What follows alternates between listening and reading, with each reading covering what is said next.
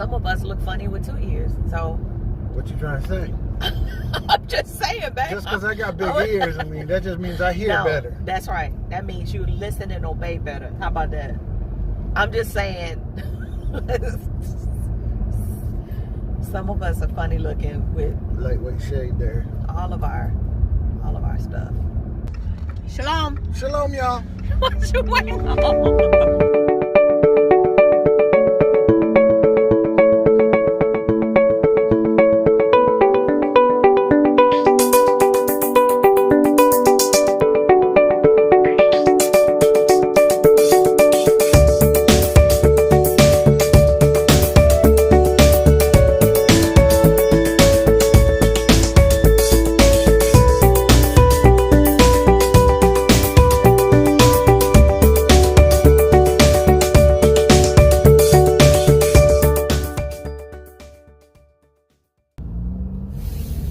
Well, Shabbat Shalom, everybody. Shabbat Shalom. Just say Shabbat Shalom. Hope everyone's doing well this morning. Welcome to another episode of Sabbath Ride and Rant. Ride and rant? Ride and rant. No, we ain't gonna be ranting. You know, the Sabbath is too peaceful for us to be ranting. It really is. It is. I don't know else what you call it, though. Just, you know, we just riding and discussing. Riding and discussing. Discuss, not disgusting. Disgusting, no. Discussing. Discussing. Riding and discussing. I hope y'all had an awesome week. I hope y'all take advantage of this day of rest that Yah has provided for you. Hallelujah. I've had a decent week. Some stuff going on, like always. I mean, you always got stuff going on. Possible storms tomorrow. How's it raining right now? It rained earlier. We had a quick little shower and then it went away. Oh, okay. So, well, as you can guess, we're on the way to service. I hope y'all take the time to check out the live streams on service. Just trying to put the knowledge out there, a little easier access for everybody. Right. So how you feeling, Jay? I feel awesome. I feel really good. I woke up with an extremely horrible headache.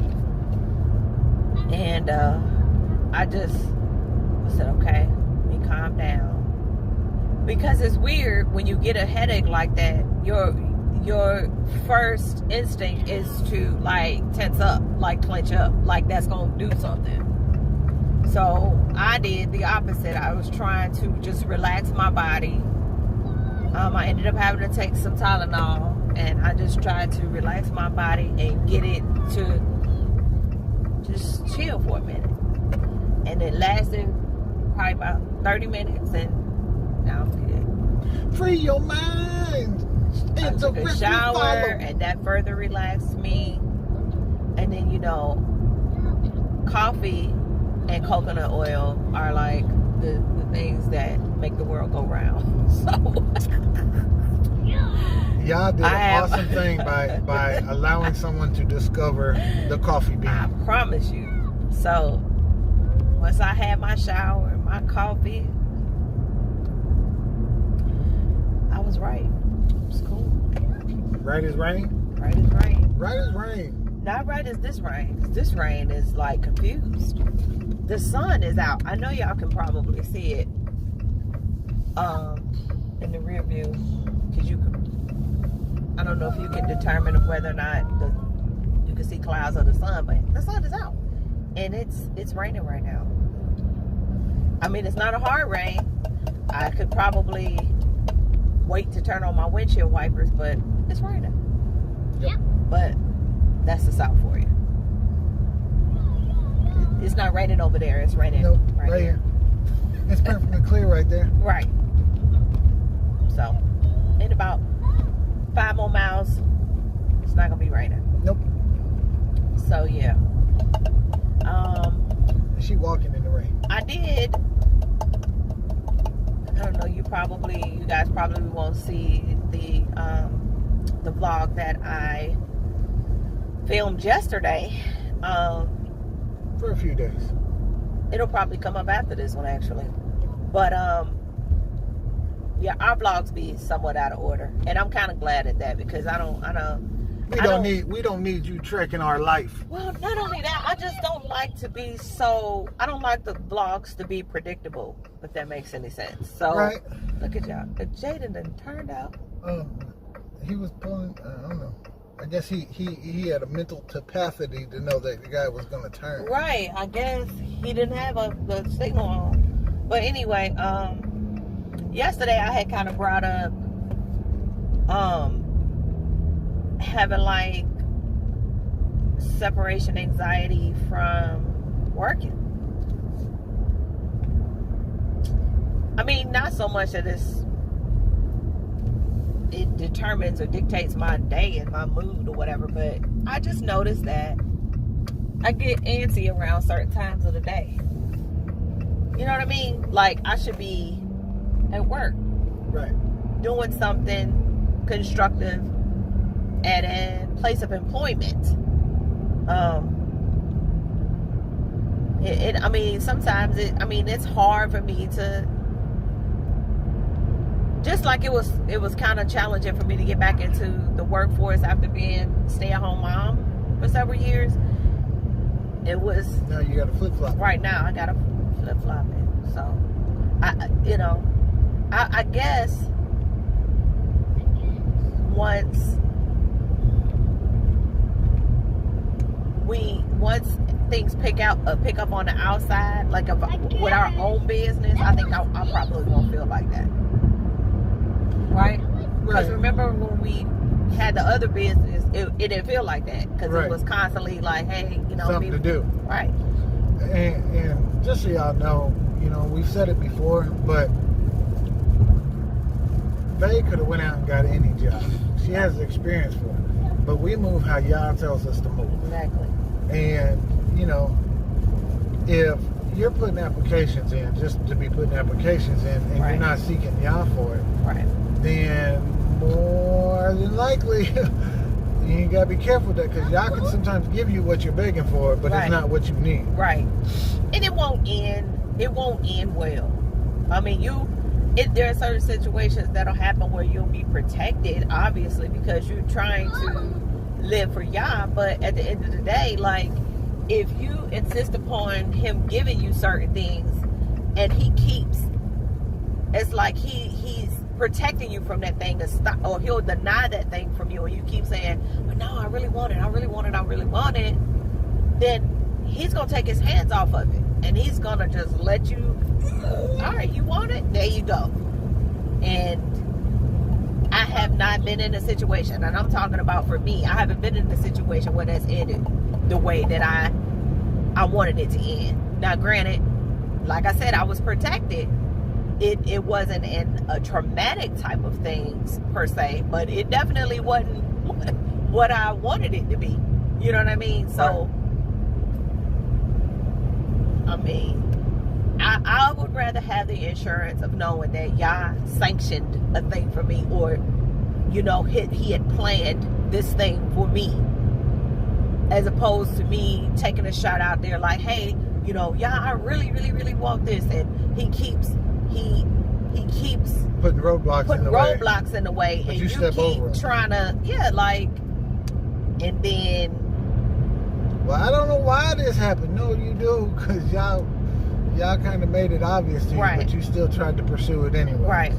And that could be in a work situation, that could be in a relationship, that could be in any part of your life where you might be seeking Yah for a thing.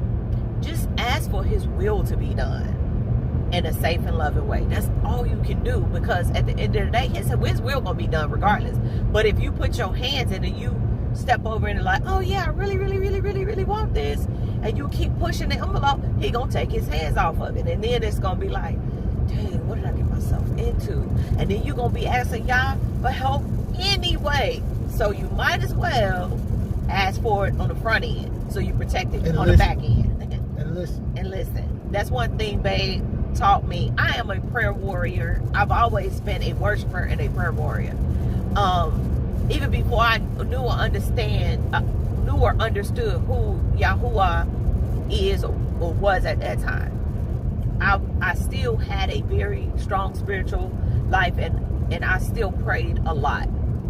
Okay, but when Babe and I got married and we started studying together and and developing our relationship with the Most High within our marriage, one of the things that he said was, you praying, but are you listening? See, a lot of times we'll be like, oh yeah, I'm praying for this, I pray for this, I pray for this, but then you miss what's being said because you're so busy talking, you're not listening. And people have to understand, I know we've talked about this in one of our other vlogs, but you have a conversation with the Most High. Conversation is a two-way street. I can't just be talking to you, but then I never shut up and listen to what you have to say. Right. That's the same way with the relationship with your wife, to a certain extent with your kids. So the Most High is no different. We can't be asking him for stuff and asking him to help show us the way, but we too busy to sit still and let him talk to us. Right. And I saw this post. Somebody had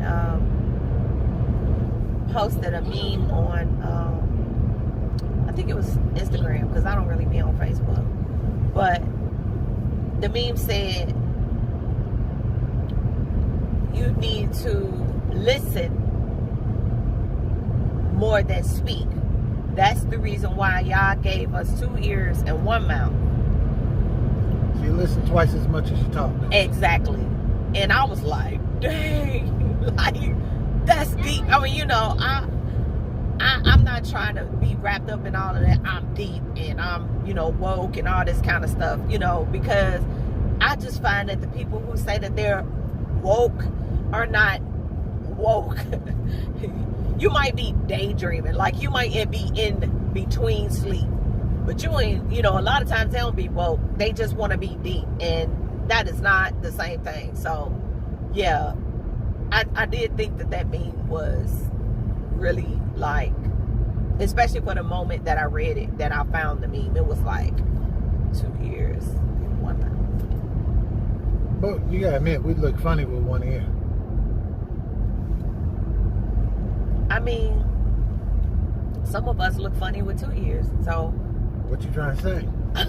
I'm just saying, babe. Just because I got big ears, I mean, that just means I hear better. That's right. That means you listen and obey better. How about that? I'm just saying, some of us are funny looking with lightweight shade there. All of our stuff. It wasn't shade. That's real. Don't she look pretty today? Bless y'all. And since we in Alabama, you got you a pretty mouth. I don't have a pretty mouth. Y'all comment below if y'all know what movie that came from. Let me tell y'all a funny story about where that movie came from. Well, where that saying came from and why we say it every now and then. Because when Babe and I, before we purchased our house, we were out house hunting. And when you just riding and you kind of getting lost, so you can kind of learn the lay of the land and see where you want to be and all this kind of stuff. And we're in Alabama, okay? We pulled down this not so paved road, and Babe was like, turn around, like turn around now. He was like, turn around, right here, babe. Just whip at you, just whip at you. And I'm like, yeah, babe, we need to turn around, because it's the further we went, the more like the hills have eyes. It was like, I'm gonna get a movie away. It was like Deliverance, okay? And for those of you who have never seen Deliverance, pause it right here and go watch it. Don't go watch it. And just come back in 2 hours. Google the movie Deliverance, and you will understand what I'm talking about. That's all I'm gonna say. So, I was, ever since then, we'll kind of crack that joke or whatever, but no. Babe, as you can see, is an Anglo-Saxon male. Okay. For those of you that don't know what an Anglo-Saxon is, those are individuals less melanated than myself, put it like that. Anyway, if Babe was feeling some type of way about going down that road, y'all know my black behind didn't need to be down there. So, yeah. Because I'm sure they didn't like Hawaiian people either. The shots today. The shots. Shots. The shots. Listen. My kids call me Lilo. No, Lilo's sister. Lilo's sister. What's the difference? Both of them is Hawaiian. Yeah, but Lilo's sister's grown.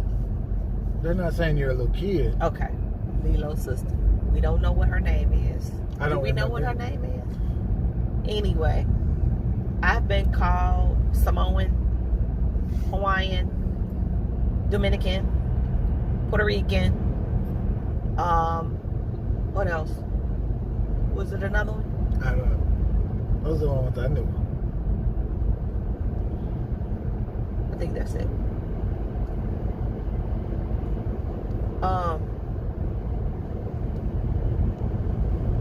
That's not, don't take shots at me like that. Don't do that. Not that it's taking a shot. Hawaiians are beautiful. You're beautiful. But I'm just saying that I know of. I'm not Hawaiian. I'm not Samoan. Well, maybe we need to do a 23andMe. What is it? It's a DNA thing. I'm not. Hey, let me say this.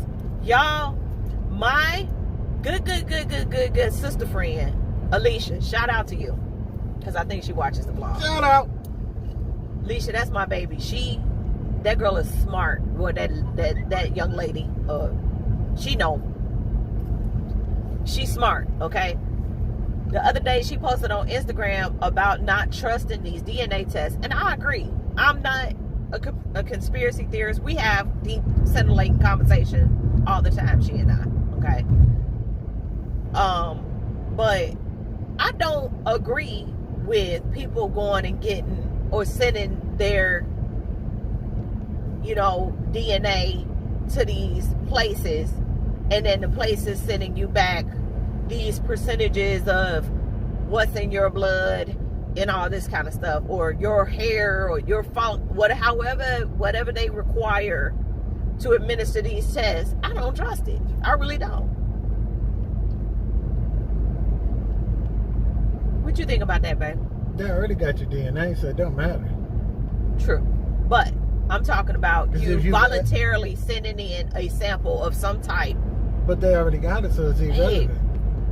If you've ever been to the hospital, your DNA is on file. Baby, listen to what I'm telling you. Okay, so great, wonderful, or not so great and not so wonderful. Either way, I'm saying, what do you think about people sending in? I mean, my thing is, I'm not on the whole, like, oh, they're going to have my DNA. It's more of I don't trust nobody. So my thing is, how do I know when I send that in and pay the $149, there's just not a dude sitting in a room with a hat pulling, okay, Haitian, now let's roll the dice, 16. Right. And like just making up results. Right. Because unless you go to like do multiple of them and see how accurate they compare to each other. I mean, you don't know. Who's doing that? Who's gonna do that? You know what I'm saying? Right, but I mean, how else do you know if it's accurate? We got people in this walk. They send it in. They're like, oh, we have Igbo blood. Right. And they're like, to me, I mean, that's awesome if it's true, but you can't just run with that because that's, and like the word says, out the mouth for 2 or 3. Right. Right. 2 or 3 witnesses. Right. So I mean, if you wanted to assume that it's accurate, it has to be tested more than once by a different witness, as you want to call it. Exactly. Okay, I can see that. But see, for me, for our family, before it was popular, my aunt and my mom did some research, and our family comes from Nigeria, okay? And doing a lot of research and all that type of stuff, you know, we know who we are from that degree. You know what I mean? Right. But to the people who have the means, I would definitely not do the DNA testing, not necessarily that, but just kind of trace your lineage. You know what I mean? Surname wise. Well, and that's why I think, what is that family tree one? I think, because I tried that years ago. Right. Now, it works good because the thing is, when you find people in your family tree that's done the research, right, all of a sudden their research is merged in with yours. Right? So, like on my mom's side, because, you know, they're big on genealogy and digging it back all the way through the roots of Germany and this, that, and the other. Your family, they something else with that right. research. Like, so, like, when I was digging back, then all of a sudden, you know, my mom's cousin stuff linked in with mine, and it was freaking huge. Right. So, and then, granted, my grandpa did do the DNA thing. Somebody did it for him, right. you know, and it was still kind of interesting because, I mean, he had European blood in him, but a lot of it was from other places. Right. But see, that's why I think that, you know, that a lot of that's made up. Right. For me, I'm gonna tell you, just from some of the characteristics that my family's had, my family, individuals in my family that have, I believe that we were Nigerian, or we are Nigerian, however you want to say it.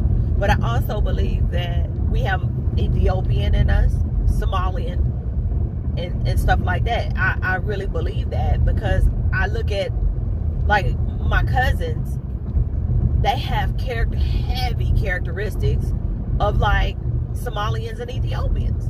Their skin color, the hue, you know, some of the red in the melanin that they have, like, it just, they look the part, like. And I just feel like, because Africa is a continent, right? I don't know why people still kind of feel like Africa is a country. It's a continent, like North America. Because Africa is a continent, and we're talking about thousands upon thousands of years of wandering, and I feel like everybody just melted together. That's just my opinion. I really do. I feel like Ethiopians and Somalians and Nigerians, and you know what I mean? I felt like they all kind of, like, as they wandered, they just... Well, I firmly believe there is very, very few pure bloods of whatever descent that you want to call, you know. I agree. Because, I mean, I can show you a picture from way back, and was like my dad's great grandpa that was darker Indian. than you. Yeah, he looked straight up Indian, y'all. Like, I'm talking red. About the Indian nose, he was red. His facial structure, his cheekbones, everything. So, and that's what gets me about these white nationalist people, because how many of them actually know their lineage? Because that they ain't pure. Very, very few of them would be. Right. But I think that people just have a tendency to just make stuff up, you know, for conversation they go purposes or whatever, or an idea, or, you know, you want your beliefs to be known, and you want to impress your beliefs on somebody else. Right. And that's not cool. You need to accept my beliefs as your own. Right. Sidebar. Why you? Will you stop doing that, please? So we're back, y'all. Sorry about that. We had a phone call we had to take. Yeah, we're almost to service. Yeah. And we'll probably just keep this rolling and just talk to y'all on the way back home. I'm cool with that. Are you cool? I'm cool. I'm cool. You cool? I'm cool. We cool. You cool? I'm cool. I'm cool. He cool. Technology. Use it or lose it. Shalom, y'all. We back. Shalom. Shalom. We got more boys with us now because Jaden had to go to work. Jaden had to leave and go to work, so the other two ride back home with us. Another great service. Yes. The live stream is actually posted in case you missed it. We appreciate everybody that logged on and watched. Yeah. I want to send a shout out to our sister Jacqueline, all the way in Canada. Canada. Shalom, sister. So happy to see you tuned in to our live. I hope you return, and many, many blessings to you. So. And Sister Eno. Yes, that's what I was trying to think of. Yeah, Sister Eno. Hey, boo. As you know, as y'all know, we talked about still finishing up on the Levitical diet and talked a little bit about Passover.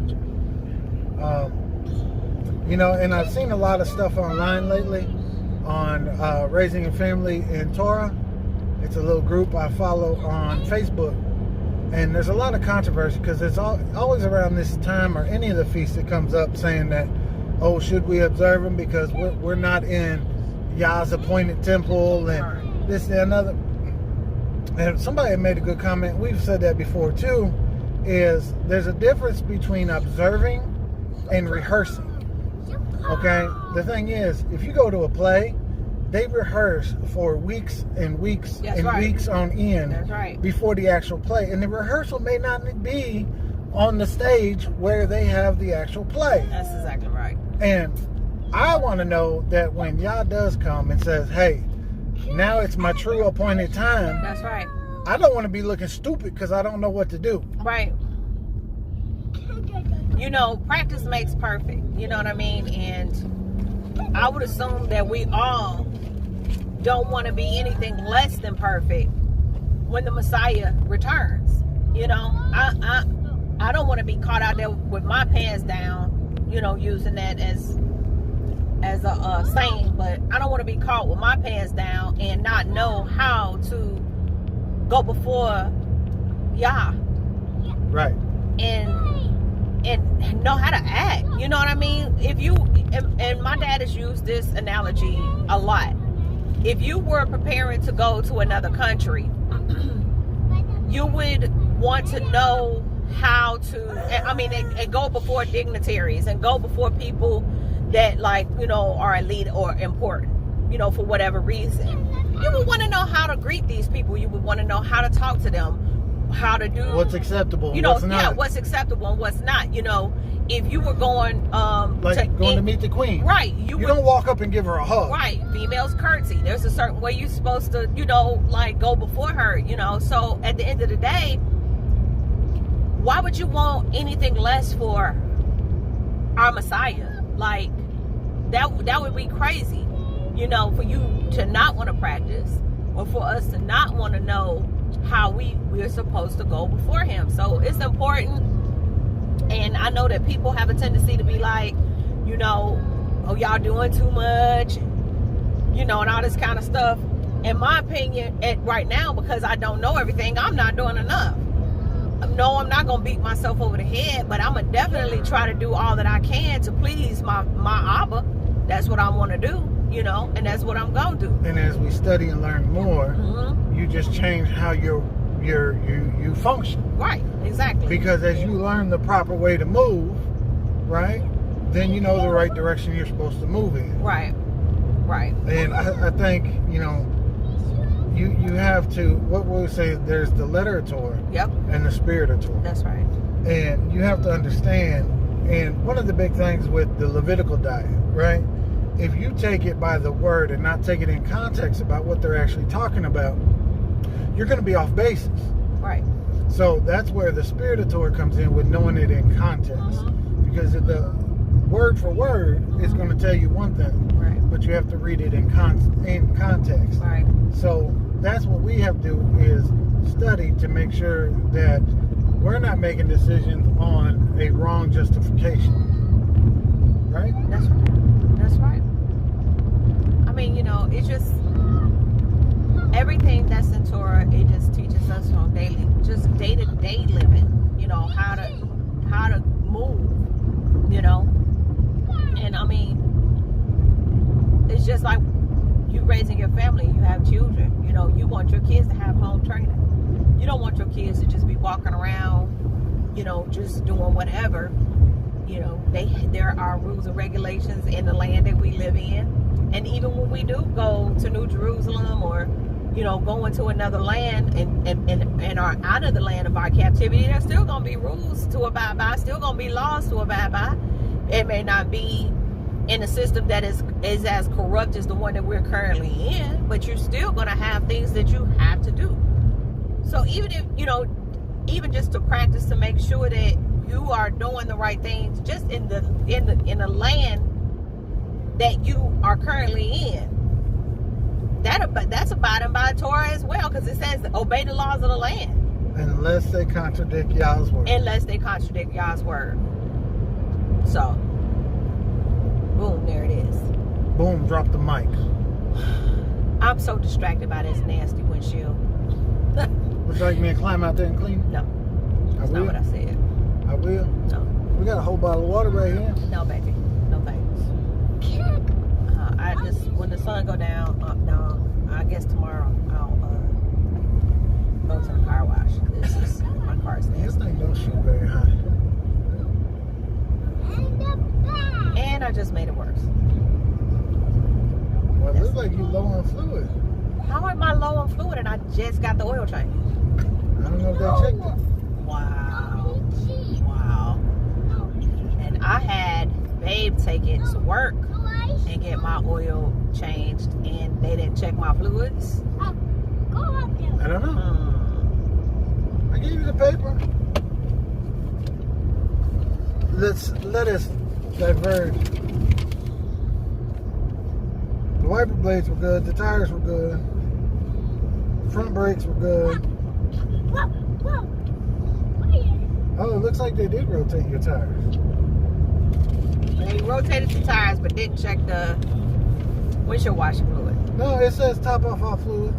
Oh, so then that means it was supposed to be full, because they topped it off.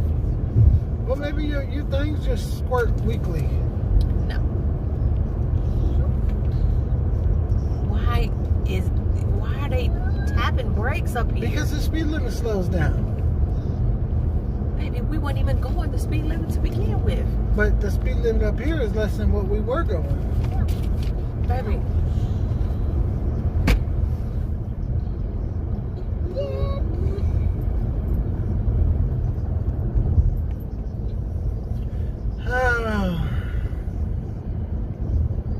Wanna go riding?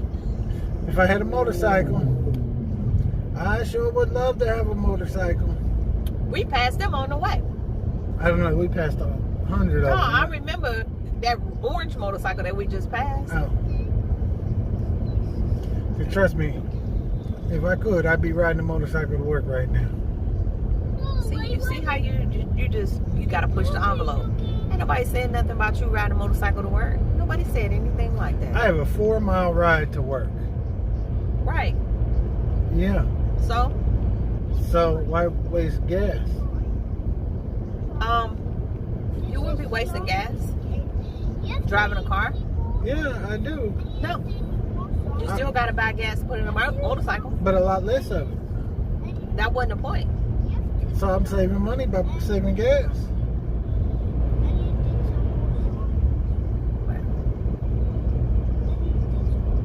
You just gotta get your little butt on a motorcycle. I'm gonna buy me a moped. Which, by the way, y'all, I used to ride motorcycles. Yeah. Mm-hmm. Don't let her fool you. She had a drop booster. I did not have a booster. Yes, my booster. No, I did not have a drop booster. He wanted me to have a drop booster. She had a drop street bike, okay? Lowered, for those that don't know. Right. But I'm past the crotch rocket days. I used to have one too. I want me a cruiser bike. But I bet you I didn't do the damage on. I didn't do on mine what you was doing on yours. But see, that ain't what we're talking about. Acting a fool. That ain't what we're talking about. Yes, it is. That's exactly why you ain't gonna be riding no motorcycle to work. I don't have the speed or the space to be able to do what I used to do. Plus, you try to find a way. You would try to find a way.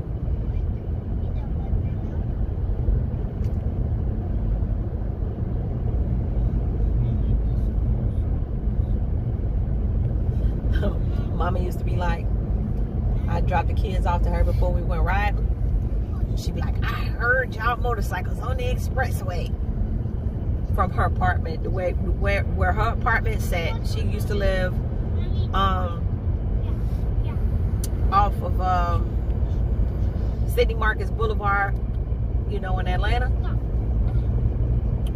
And where her apartment sat, it was, you could hear the expressway from her apartment. Right. I used to hear y'all motorcycle on the expressway. So then that means you were flying. No. Yeah. That wasn't mine. You know how many people I used to ride with? Right, but you had to keep up with them. Who told you that? Mm-hmm. Long as they was you ride in a group. Long as they were within eyes shot of me. That's what it was. Right. I wasn't doing no 120. But to keep an eye shot with them, you had to speed up to catch up with them before you lost sight of them. Who told you that? That's the way the whole law of speed works. And eyesight and all that, you know. It was like 15 to 20 of us. I kept up with somebody. I ain't gonna lie. I did the yellow lines and the white lines.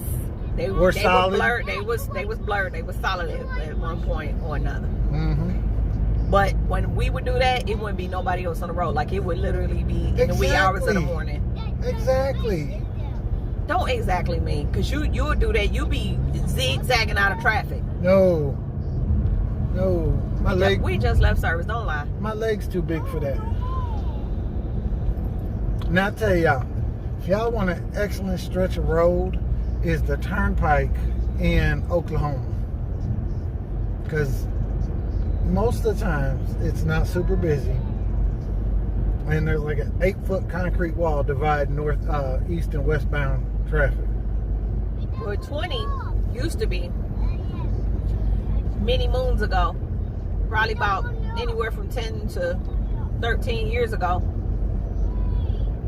in Atlanta. 20 used to be like 1, 2 o'clock in the morning. That was the spot where everybody just sort of raced. And it was like between Candler Road and going up into Cascade, like up 20. And it used to be, are you heard up that road? Because back then 20 was like straight stretch away at one point. Now I wouldn't. After I saw that accident I told you about, that changed the game for me. That changed the game. There was a rider, guy on his motorcycle, riding with a group of folks, and this day I was not riding. I was actually in the car on my way to a Jackson State University game at, I think it was at the Georgia Dome at that time, and traffic was at a standstill. And then next thing you know, as you got up on the right side on the shoulder, you started seeing other motorcyclists parked on the shoulder, like just shaking their heads or whatever. Because mind you, the traffic was creeping at this point. So I'm just kind of looking around like, what happened? What happened? As we got up a little bit further, we saw the bike in the left hand, which is now the HOV lane. I believe it might have been the HOV at that time too. HOV lane. And I saw the bike, but I didn't see the passenger. Crept up a little bit more, I saw the passenger. Crept up a little bit more, you saw his helmet. Apparently what had happened was a car clipped his back tire and basically threw him. Well, and that's the problem I always had when I rode motorcycle. Mm-hmm. It's not my riding I'm worried about. Mm-hmm. It's people that's not familiar with bikes. Mm-hmm. Don't pay them no attention. Mm-hmm. They don't give them the same respect as they do a car on the road. Right. The thing is, a bike, just because it looks smaller, needs the same amount of room as a car. Right. Right. And you know, it just, I mean, it was a horrific scene. It was sad. And I think that the people that were riding in the vicinity on their motorcycles, I feel like there was a lot of people that were shook. They were shook after that, because I know I was shook after that. And then when you see stuff like that, riding just is not the same. No, it's just not the same. I remember the first day that I started riding with a group that I used to ride with. And, you know, back then I was into like, just kind of like omens. Like if something seemed weird, or little did I know, there was like kind of the Holy Spirit like showing me certain things. But I just kind of, back then it was like, I looked at it like, oh, that's a bad omen. But we were at a gas station. And we were there gassing up. This on Memorial Drive. Because we used to meet up at the Applebee's on Memorial Drive. And it was like I said, it was about 15 or 20 of us, and we used to meet up like maybe every Thursday and every Sunday, and we would all get there, wait till everybody got there, kind of have our little meeting and talk and chit chat or whatever the case might be, and then we would leave from there and drive to Buckhead. And just, you know, especially when the weather was nice, we would just be out there all night. Well, anyway, we went to the gas station to gas the bikes up, and my homegirl, because she was the only other female that rode with us, because it was like us two and a bunch of dudes. And my homegirl dropped her bike at the gas station. Mind you, she used to ride long before I ever started riding. And she dropped her bike at the gas station. And my stomach was sick after that. I was like, ooh. It was like, literally, the Holy Spirit was like, tonight ain't the night. You need to turn around and go home. Like, do not ride tonight. And it was little stuff like that I would be, you know, that I would be mindful of. And I would literally turn around and go home. And then when I meet back up with them, they'll be done told me some crazy story about something that happened. Somebody fell. You know what I mean? Such was in the hospital, and they got a, you know, cracked clavicle or broke some bones or had a concussion or something, because, you know, people just not respecting the you know, the bikes. They don't respect, you know, motorcycle riders. You know, them trying to avoid an accident,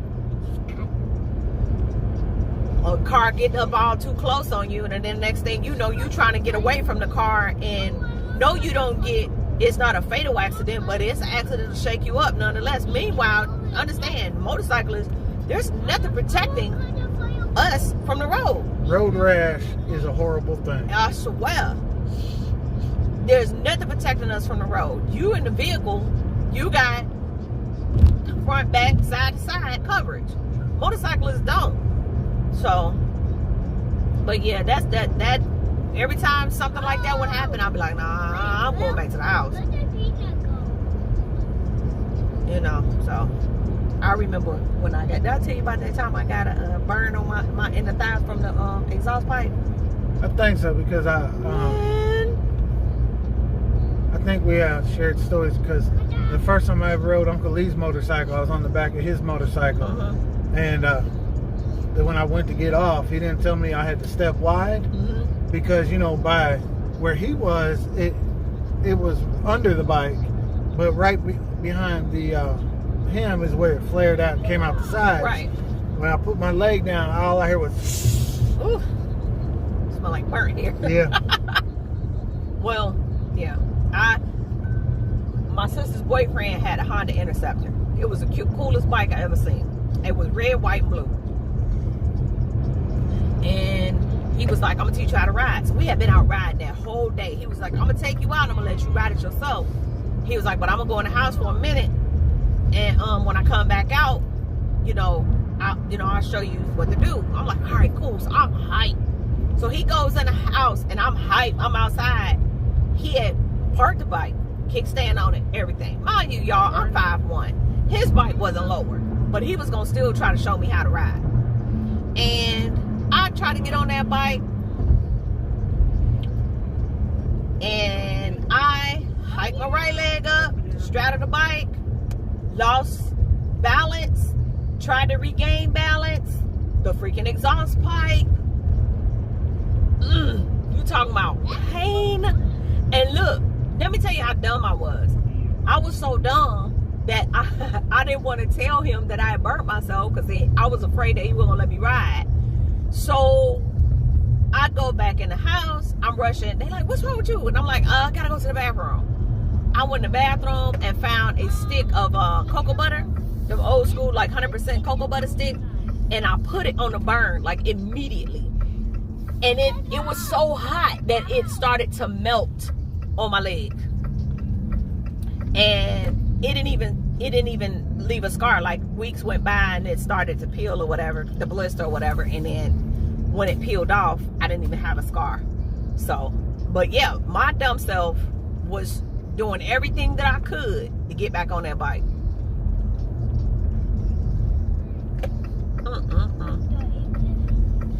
Well, y'all, we really, really appreciate you riding with us today. I pray that you had a peaceful and restful Sabbath. Yes. Thank you for subscribing. Yes. Make sure, if you haven't, hit the bell. Hit the subscribe button. Make sure you hit the bell to follow us. Like and share us. We're trying to grow and kind of get the word out. Drop nuggets where we can. Right. Like the old song says, truth will set you free. Yep. So, anything else? I just wanted to add that I know we got on here to be impactful and to, get the word out and drop nuggets and just pretty much have fun as a family on our YouTube channel. But I am going to say, I'm kind of shocked that we almost at 100. Like, don't take it like I'm shocked because I was doubting. I'm shocked because I'm shocked. Like, right. Like almost 100 of y'all just want to watch us, I guess. I don't know. It's just kind of like, it's humbling. And like Babe said, we appreciate you. So. All right, so shalom, y'all. Shalom.